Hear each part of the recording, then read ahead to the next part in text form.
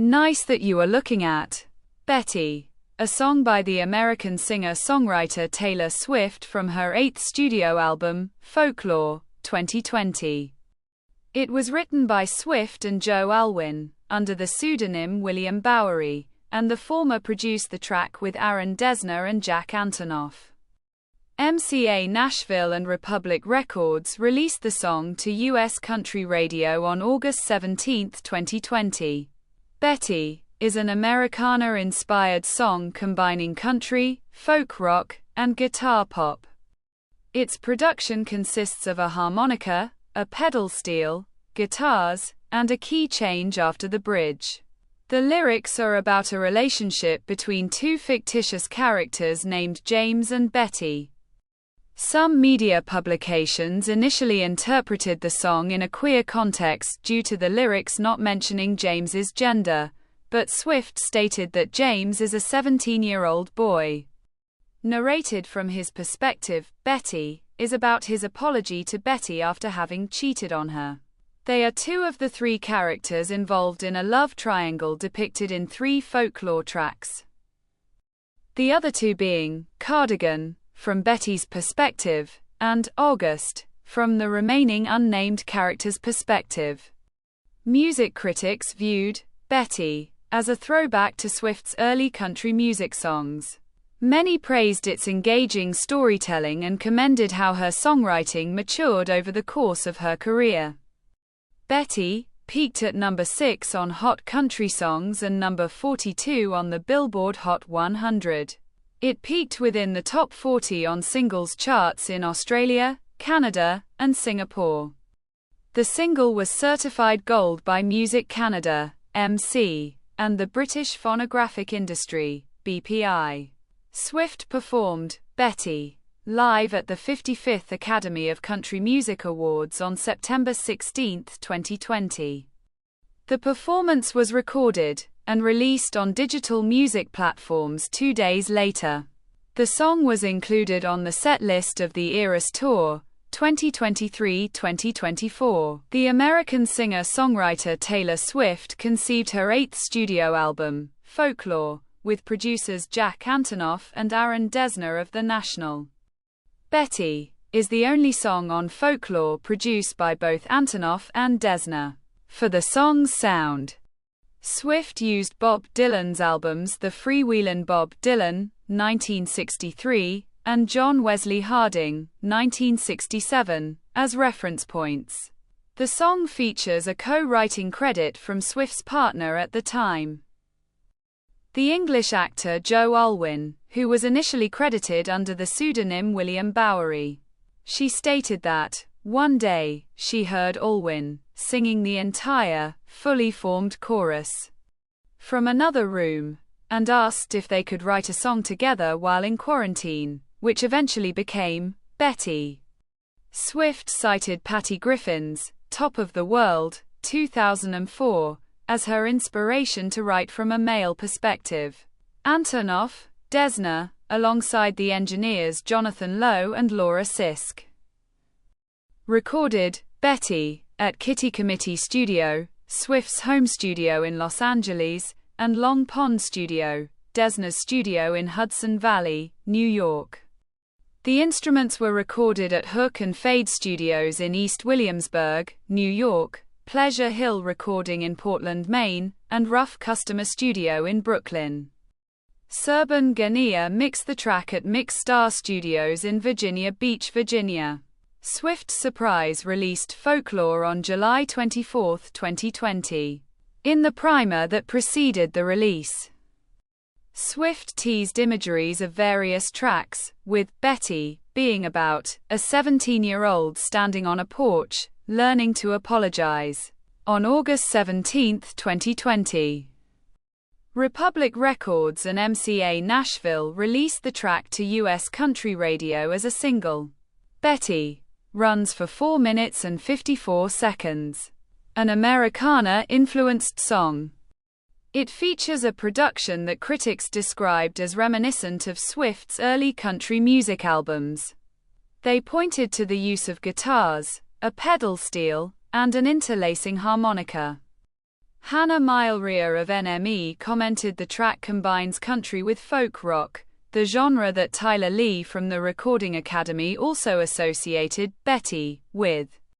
Other reviewers described the genre as guitar pop and 1990s alternative pop. The song incorporates a key change after the bridge. Critics likened Betty to the songs of other musicians. Vulture's Justin Curto said it harkens back to the guitar pop sound of the alternative rock band Sixpence None the Richer in the 1990s.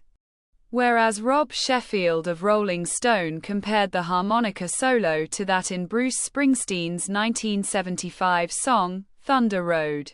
As with other folklore tracks, Betty features vivid storytelling. It is one of the 3 tracks that depict a fictitious, teenage love triangle, the other 2 being Cardigan and August. They narrate the storyline from the perspectives of each of the characters involved, at different times in their lives. Betty is narrated from the perspective of James, who cheated on the titular character Betty, as he involves himself in a summer fling with the unnamed female narrator of August.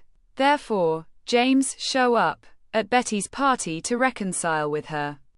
He apologizes about his past mistakes but does not fully own up to them, citing his disdain of crowds and Betty's wandering eye as excuses.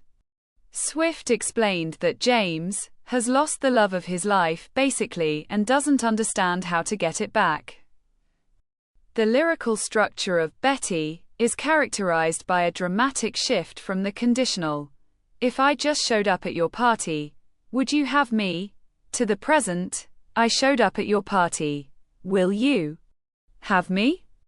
Inez is an additional character named in the song, who is portrayed as a gossip. James confesses that, even though Betty does not usually believe Inez because her gossips are mostly false, Inez is right this time about him. The characters, James, Betty and Inez, are named after the daughters of the actors Ryan Reynolds and Blake Lively.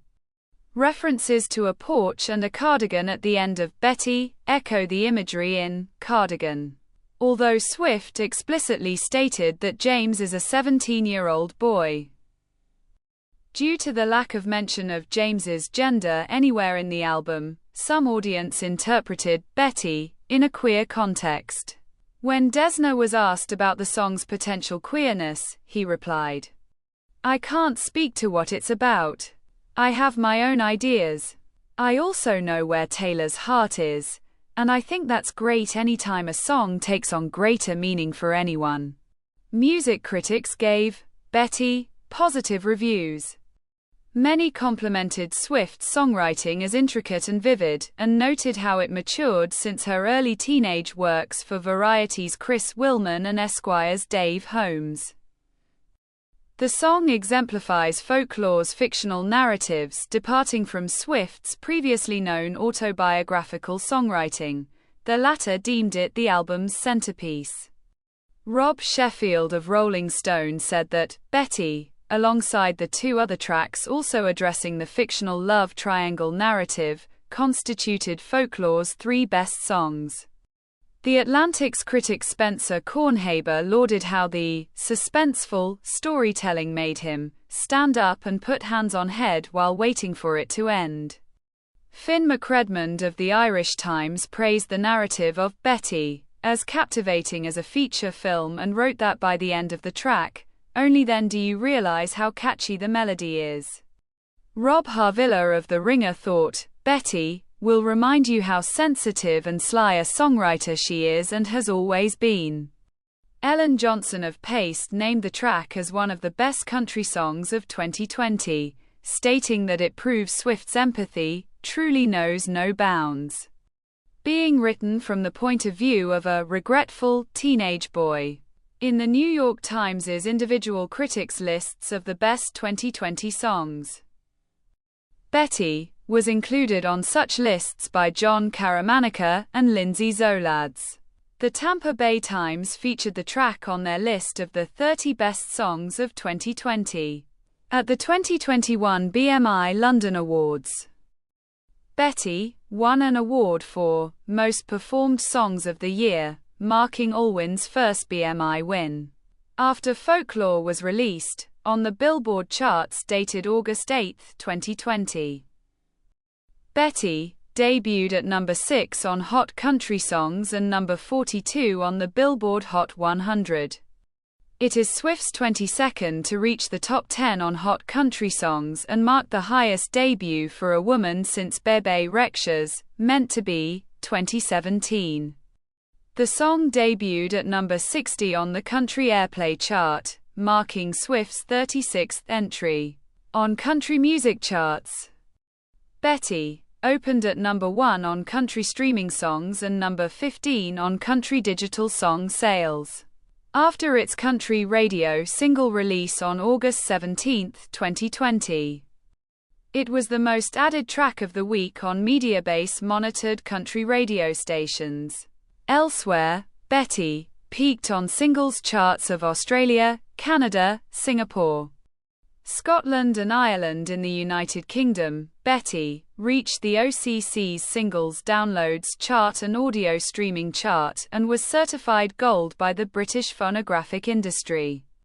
The single was additionally certified gold by Music Canada.